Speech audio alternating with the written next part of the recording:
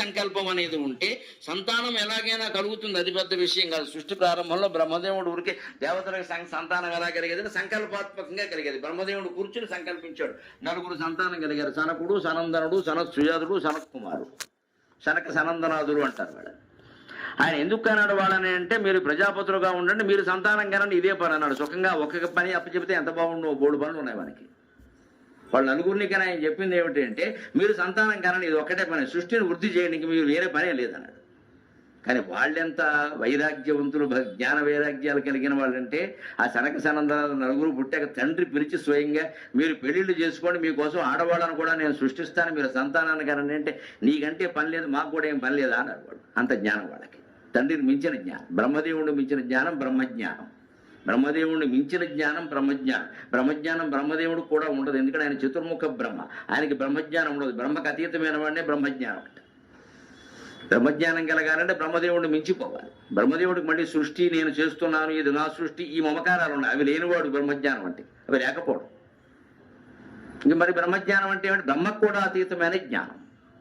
బ్రహ్మదేవుడు లాంటి వాడు కూడా నా శరీరమే నేను, ఇదో పురుష శరీరము, ఇంకో స్త్రీ శరీరము, ఈ రెండింటి మధ్య ఆకర్షణ ఆయన మాట్లాడుతున్నాడు. ఇంకా బ్రహ్మదేవుడు ఏమిటి?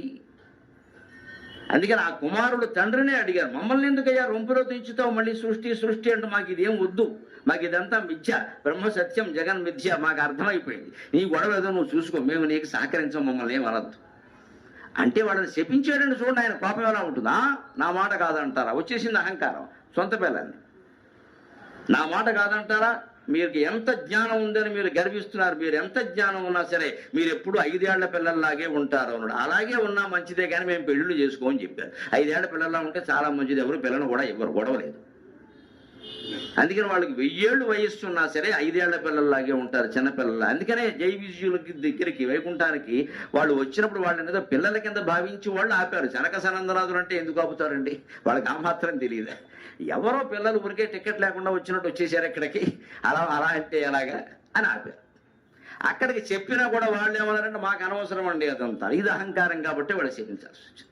వాళ్ళు బాలు చెబుతున్నారుగా, ఎవరు ఆ చెప్పినప్పుడైనా గ్రహించాలి కదా. విష్ణుమూర్తికి వాళ్ళకి ఉండే అనుబంధం ఏమిటి? అదే యజమానికి కూడా చెడ్డ పేరు వస్తుందిగా. అందుకని ఈ కలియుగంలో ఈ లక్షణాలు ఉంటాయి కాబట్టి ఆ సంకల్పాత్మక సంతానం అలా ఉంటుంది కాబట్టి శివకేశవ తనయుడుగా సంకల్పాత్మక సంతానంగా అయ్యప్ప ఆవిర్భవించాడు. అంచేత ఆయన ఏ స్త్రీ గడుపున పుట్టాడు, ఏ ఆసుపత్రిలో పురుడు పోసుకున్నాడు, ఎలా జరిగిందనే ఆలోచన అజ్ఞానం. సంకల్పాత్మక సంతానం భగవంతుడు స్వయంగా అవతరించినప్పుడు అలాగే ఉంటుంది. శివకేశవ తనయుండై నవనవ సోపాన సరసి నాళీకంబై. అయ్యప్ప లోపల విగ్రహాన్ని మీరు గమనించండి, 18 మెట్లు ఉంటాయి. కొండ మీద మెట్లు ఇక్కడ పెట్టారు, ప్రధానమైన మెట్లు అవి. ఎందుకు 18? మన సాహిత్యంలోనూ మన సంస్కృతిలోనూ 18కి చాలా గొప్ప అర్థం ఉంది. భారత యుద్ధం, భారతంలో పర్వాలు, అంతకంటే కూడా గొప్ప విషయం భగవద్గీతలో అధ్యాయాలు 18. ఆ అధ్యాయాలను గమనించండి. వ్యాస మహర్షి ప్రతిదానికి యోగం యోగం అని పేరు పెట్టాడు. అర్జున విషాద యోగం, సాంఖ్యయోగం, జ్ఞానయోగం, కర్మయోగం, భక్తి యోగం, ఇలా అన్నిటికీ యోగాలు. యోగం ఏమిటండి? విషాదం కూడా యోగమా? భక్తి యోగం, జ్ఞానయోగం, కర్మయోగం ఒప్పుకుంటాం. విషాద యోగం ఏమిటండి? మొట్టమొదటి విషాద యోగం. అర్జున విషాద యోగం ఏమిటండి? విషాదం యోగం ఎలా అవుతుంది? యోగం బాగులేకపోతే వచ్చేది కదా విషాదం. మా యోగం బాగులేక మాకు ఈ బాధ వచ్చింది అంటారు, కానీ యోగం బాగుంటే సుఖం వస్తుంది. కానీ భగవద్గీతలో ఆశ్చర్యకరం ఏంటంటే మొట్టమొదటి యోగమే విషాద యోగం. అసలు మనిషికి దైవయోగం పట్టాలంటే విషాదం వచ్చి తీరవలసిందే. కష్టం వస్తేనే దేవుడు గుర్తొస్తాడు, అందులో అనుమానం ఎలా అందరికీ తెలుసు. అందుకే మొట్టమొదటిది అర్జున విషాద యోగం. సరిగ్గా అక్కడి నుంచి వరుసగా ఉండేటువంటి 18 యోగాలే 18 మెట్లు. వాటి విషయం నేను తర్వాత చెబుతాను. ఆ దీక్ష నియమాల గురించి వచ్చినప్పుడు ఆ మెట్లు రహస్యం అంతా చెబుతాను. సరిగ్గా భగవద్గీతలో ఉండే 18 యోగాలే 18 మెట్లు. ఆ 18 మెట్టు వరకు వెళ్ళాము అంటే అక్కడికి వెళ్ళగలిగిన వాడు అయ్యప్పలో లీనమైపోతాడు. ఇంకా ఆయన జీవితంలో అదే కోరుకోవాలి. ఇంకా మళ్ళీ వెనక్కి వచ్చేసి నేను 20 సార్లు వెళ్ళా, 30 సార్లు వెళ్ళా, ఇదంతా ఊరికి గిన్నీస్ బుక్ రికార్డ్. ఈ మాటలు చెప్పకూడదు అసలు. ఇదంతా ఊరికి మళ్ళీ లెక్కలు చెప్పుకోవడానికే పనికొస్తాయి. అంత వెళ్ళాం, నిజమే, ఇరుముడు వేసుకున్నాం, పెట్టుకున్నాం, 18 మెట్లు ఎక్కాం. అక్కడ చేయవలసిన కార్యక్రమం ఏదో మన మనస్సులో ఏమైనా మార్పు వచ్చిందా? మొత్తం చివరి మోక్ష సన్యాస యోగంలో అర్జునుడికి కలిగిన జ్ఞానం మనకు కలిగిందా? మరి కలగనప్పుడు ఈ మెట్లన్నీ ఎక్కడ, దేనికి ఊరికి ఆయాసం కాకపోతే ఎక్కడ?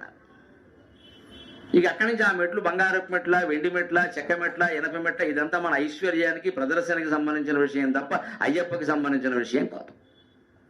ఆయనకి ఇవన్నీ అవసరం ఏం లేదు.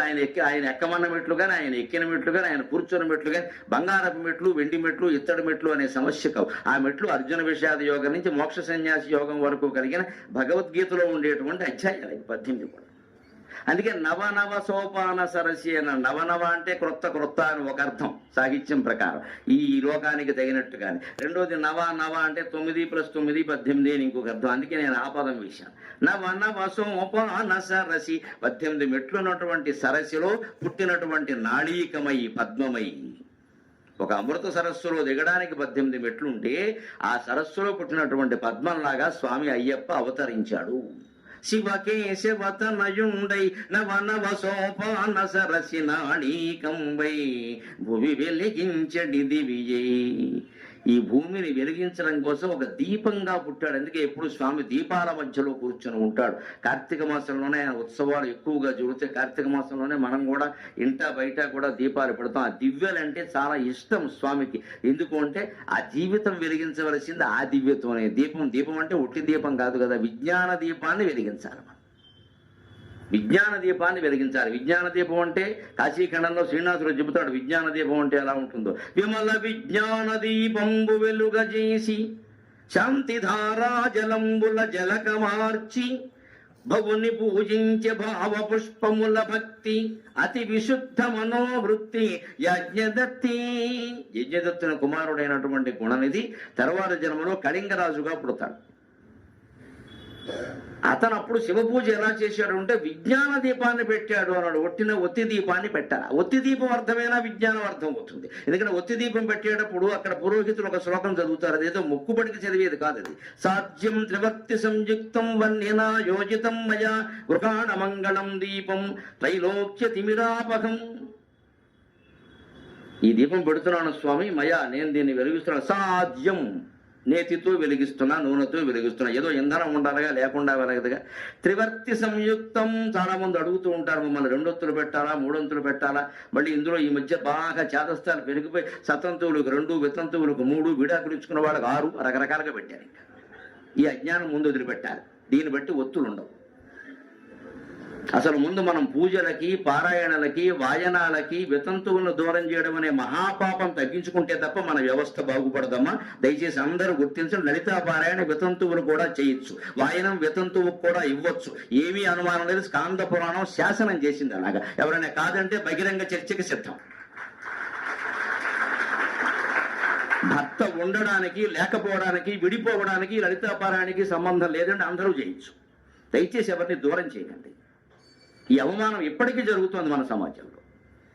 మంత్రిన ముత్తైదు ఎంతవరకు ముత్తైదు ఆవిడ మనసుకు తెలుసు, మనకు అనవసరం విమర్శ. ఇది కాదు కావాల్సింది. ఇక్కడ భర్త బతుకుండడం ఒక్కటే ప్రధానమైన విషయం కాదమ్మా, కాపురం బాగుండాలి కదా. అది పైగా ఈ అవమానాలు ఎక్కువ ఆడవాళ్ళ ద్వారానే జరుగుతాయి. ఇది మరీ దారుణం. ఎవరునో వేరే వాళ్ళని అనుకోకరా, మనమే చేస్తున్నాం ఇవన్నీ. మన ఇంట్లో వాళ్ళకే చేస్తున్నాం. మనం దండం పెట్టాలంటే అనుమానం, మొహం చూడాలంటే అనుమానం, ఎదురొస్తే అనుమానం. తల్లిని మనం గౌరవించలేకపోతున్నాం, అక్కని మనం గౌరవించలేకపోతున్నాం వితంతు అనే కారణం చేత. మొగాడు విషయంలో అలా ప్రవర్తించట్లేదు. ఏ మొగాడైనా కనపడితే మీ ఆవిడుందా పోయిందా అని అడిగామా? ముందు సమాజంలో రావాల్సిన మార్పు ఇదండి. లలితా పారాయణకు గాని, కుంకుమ పూజకు గాని వితంతువులు అన్ని విధాలా అర్హులు. ఎవరికైనా అనుమానం ఉంటే బహిరంగ చర్చకి సిద్ధం. వ్యాసుడు ప్రమాణం, స్కాంద పురాణం ప్రమాణం. ఇది మనం అర్థం చేసుకోవద్దాం. చాలా స్పష్టంగా చెబుతాడు ఆయన. ఏవం వ్రత సమాయుక్త విధవాపి శుభామత. స్కాంద పురాణంలో చెప్పిన మాట కాశీఖండంలో ఉంటుంది. ఏవం వ్రత సమాయుక్త విధవాపి శుభామత పతిలోకమవాప్నోతి న భవేత్ క్వాపి దుఃఖభాక్.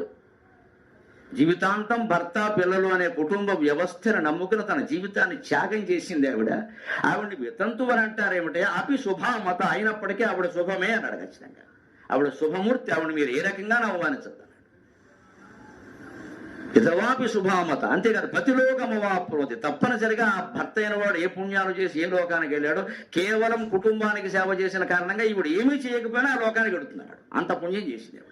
అంతేకాదు నా భవేత్ కవాపి దుఃఖ బాక్, ఇంట్లో ఉన్న కొడుకులకి కోడళ్ళకి కూతుళ్ళకి అల్లుళ్ళకి బంధుమిత్రులకి చెబుతున్నాడు వ్యాసుడు, ఆవిడ కన్నీళ్లు పెట్టిందంటే ఇల్లు మొత్తం గొడ్డుపోతుందని చెప్పాడు. నా భవేత్ కవాపి దుఃఖ బాక్, ఎట్టి పరిస్థితుల్లో ఆవిడ కన్నీళ్లు పెట్టకుండా చూడమన్నాడు.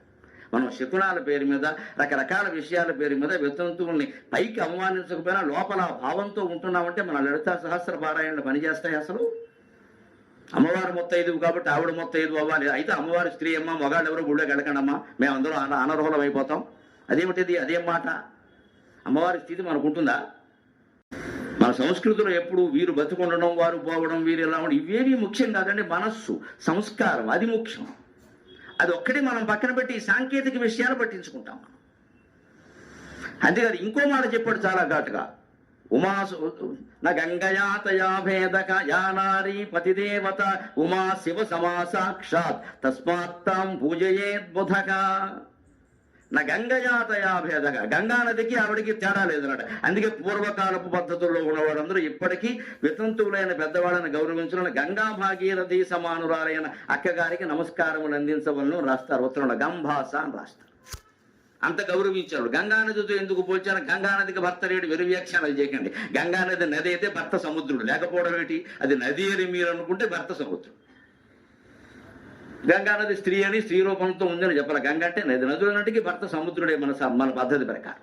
భర్త లేకపోవడం పైగా మామూలు వాళ్ళ భర్తలు ఉంటారు పోతారు. గంగానది భర్త సముద్రుడు, భూమి పోయినా ఆయన పోడు, భూమి కూడా ఆయనలోకే పోతుంది. గంగానదిని ఇచ్చి మొత్తేదు, ఆవిడంత సతంతు మొత్తేదో ఎవరు లేనే లేరు అసలు. నా గంగయాతయాభేదక, ఎందుకు గంగతో సమానం అన్నారు అంటే మన మనోభావాల్లో ఒక ఆధ్యాత్మిక చైతన్యం అభ్యుదయ భావం రావడం కోసం చెబుతున్నానమ్మా ఒక సోదరుడుగా. ఎందుకు గంగతో సమానం అన్నారు? గంగా నదిని దేవలోకంలో ఉన్నప్పుడు మందాకిని అంటారు, మందాకిని విజద్గంగా. భూలోకంలోకి వచ్చాక భాగీరథి అంటారు, భగీరథుడు తీసుకొచ్చాడు కాబట్టి. తీసుకొచ్చిన వాడి పేరుతో తన పేరు మార్చుకుందండి ఆ తల్లి. ఆ బిడ్డ మీద ఇంత కష్టపడి నన్ను తీసుకొచ్చాడు, ఆయన పేరే నా పేరు అందండి. ఇంత తీసుకొచ్చి వచ్చావు కదమ్మా భూలోకానికి, నీ పేరేం పెట్టమంటావని భగీరథుడు అడిగాట. పేరు పెట్టమేమిటయా, నీ పేరే నా పేరు. ఎక్కడైనా తల్లి పేరో తండ్రి పేరో తాత పేరో కొడుకు పెడతారు, ఇక్కడ కొడుకు పేరే తల్లికి పెట్టారు. అందుకే వేరే పేరు ఏమిటయ్యా, నాకు నువ్వు తీసుకొచ్చినట్టుగా ఉండాలి కదా, నీ పేరే నా పేరు, నీ పేరు భగీరథుడు కదా, నా పేరు భాగీరథి అంది. ఎంత గొప్పదండి గంగాదేవి. అంచేత స్వర్గంలో ఉన్నప్పుడు ఆవిడ మందాకిని, భూలోకంలోకి వచ్చాక భాగీరథి. ఆవిడే పాతాళంలో ప్రవహించింది కదా, మరి సగరపుత్రులకి స్వర్గాన్ని అందించడం కోసం, ఉత్తమగతుల కోసం 60,000 మందికి సద్గతులు కలిగే. అప్పుడు ఆవిడ్ని భోగవతి అన్నారు. పాతాళంలో ఆవిడ పేరు భోగవతి. అంటే ఇక్కడ ఎందుకు చెబుతున్నాడు వ్యాసుడు గంగయాతయా భేదకి, గంగకి గంగానదికి వితంతువుకి భేదం లేదయా, మీరు ఆవిడని గౌరవించడం ఎందుకంటారు? గంగానది ఆకాశంలో ఉన్నప్పుడు మందాకిని అయినా, భూలోకంలో ఉన్నప్పుడు భాగీరథి అయినా, పాతాళంలోకి వచ్చాక భోగవతి అయినా ఆవిడ పవిత్రతకి ఏమీ ఆటంకం రాలేదు కదా. అలాగే ఈవిడికి భర్త ఉన్నా లేకపోయినా ఈవిడికి ఏమీ గౌరవం తగ్గవలసిన అవసరం లేదు. అందుకని గంగా భాగీరథి సమానురా. గంగ భాగీరథి అయినప్పటికీ తన గౌరవాన్ని కోల్పోనంటే సతంతువైనా వితంతువైనా స్త్రీ గౌరవాన్ని తగ్గించాల్సిన అవసరం లేదండి. అందుకు మన శాస్త్రమే అంగీకరించదు. మనం కావాలని అహంకారంతో చేసే పనులు ఇది పురుషాహంకారం కూడా కాదు. విచిత్రం, స్త్రీలే ప్రవర్తిస్తారు ఇలా.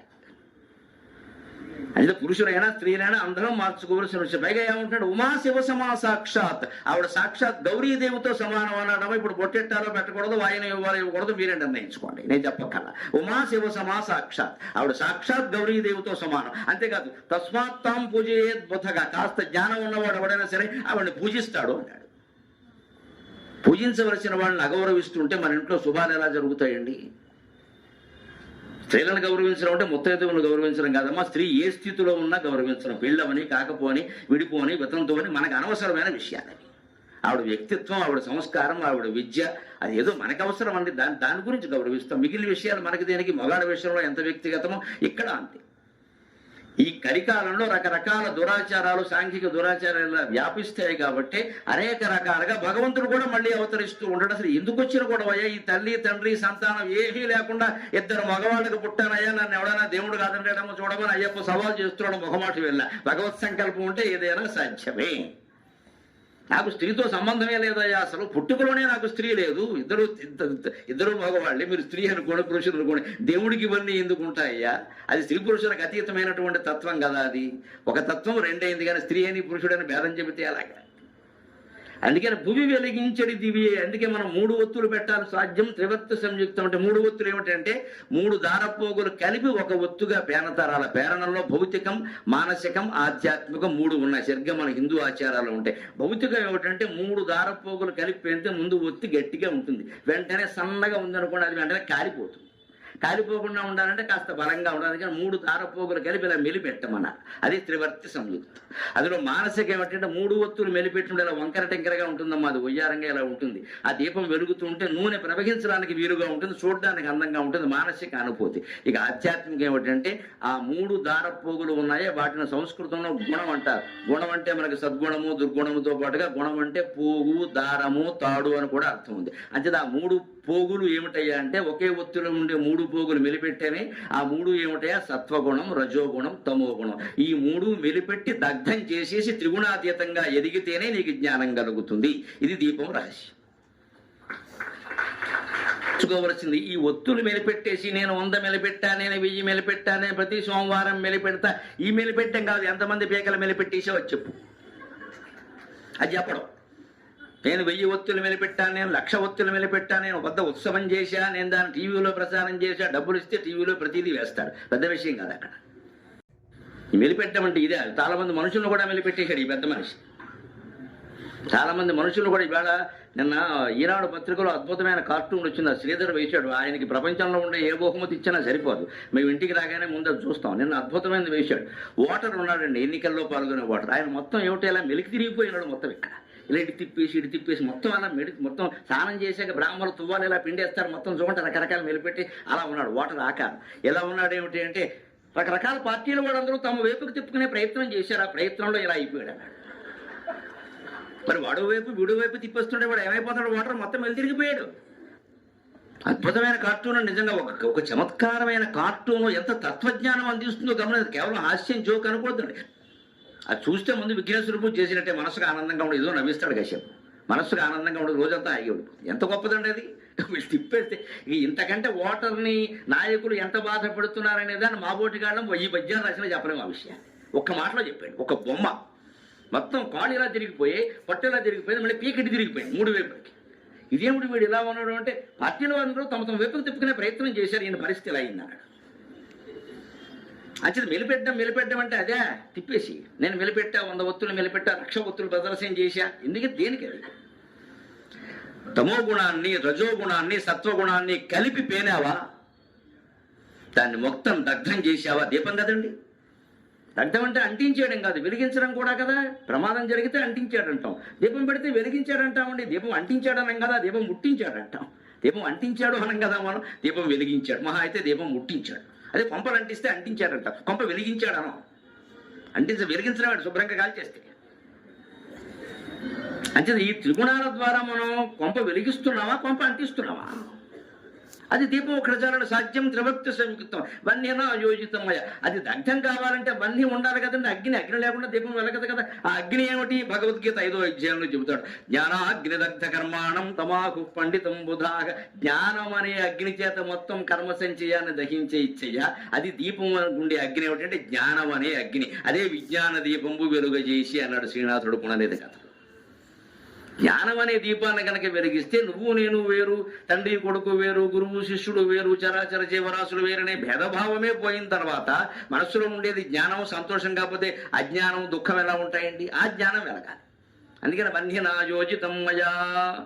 దీన్ని గృహాణ మంగళం దీపం. స్వామి, మంగళప్రదమైన ఈ దీపాన్ని గ్రహించు, అనుగ్రహించు. ఇందులో ఏం లోపాలు ఉన్నాయో నాకు తెలియదు, సరిగ్గా వెలుగుతుందో లేదో కూడా తెలియదు. ఏదో నా ప్రయత్నం నేను చేశాను, నా జీవితాన్ని నీ ముందు ఒత్తిగా చేసి వెలిగిస్తున్నా, గ్రహించు. మరి చేయవలసింది ఏమిటా? వెలిగించావు, బాగానే ఉంది, నీకేమి ఇయ్యమంటావని భగవంతుడు అడిగితే త్రైలోక్య తిమిరాపకం, 3 లోకాల్లో ఉండే చీకటిని పోగొట్టవయ్యా అన్నాడు.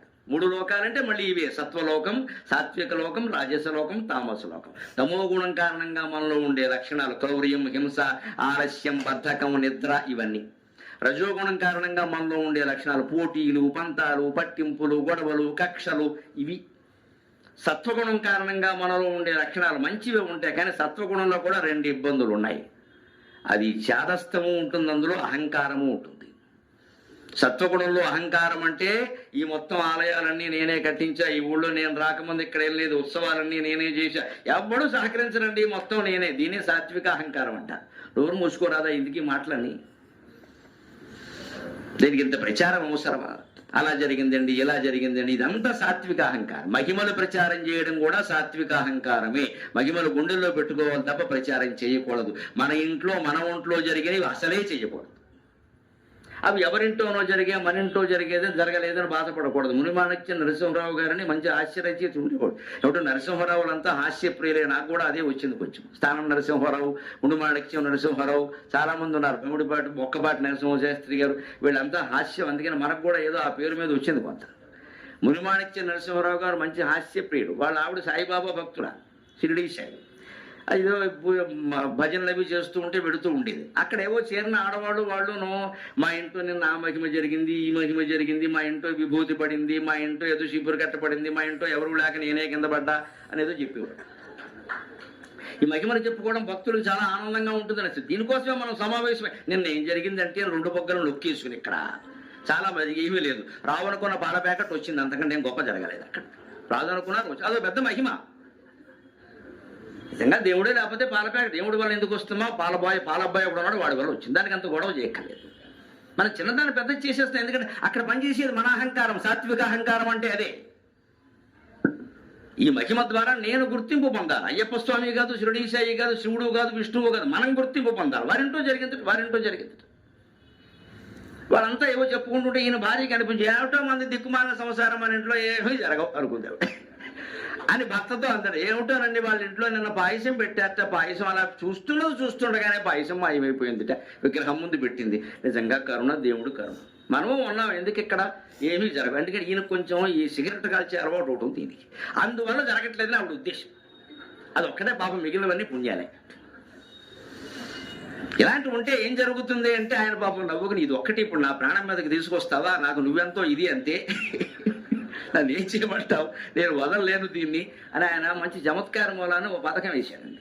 ఓ 2 రోజులు పోయాక, ఏదో ఎప్పటికో స్వామి దయ ఉంటే మన ఇంట్లోనూ జరుగుతుందిలే అన్నాడు ఆయన. ఈవిడ రోజున వెండి కప్పుతో పరవాన్నం అక్కడ పెట్టింది. సాయంత్రానికి ఆ కప్పు లేదు, పరవాన్నం లేదు. ఏం జరిగి ఉంటుందో మీరు ఊహించగలరు. అనుమానం వచ్చి ఆవిడ అడిగింది, అయ్యో అదే మరి నువ్వు అనవసరంగా ఇబ్బంది పడుతున్నావు, అందరిళ్లలోనూ బాబా గారు పాయసమే తినడం, మన ఇంట్లో కప్పు కూడా పట్టుకెళ్ళాడు. ఎంత దయ మన మీద, ఎంత దయ, కప్పు కూడా పట్టుకెళ్ళాడు. వీరిదైనా కప్పు కోసం బాధపడతాయండి, భగవంతుడు పట్టుకెళ్ళాడు. ఇలాగే ఉంటాయండి మహిమను ప్రచారం చేస్తే. అందుకని నేను అయ్యప్ప భక్తులతో సహా, సాయి భక్తులతో సహా అందరం మొత్తం సమస్త భక్తులమైన వాళ్ళని గ్రహించాలి. మహిమలు ప్రచారం చేయకూడదు, మానవత్వాన్ని ప్రచారం చేయండి. మానవత్వం కాదు.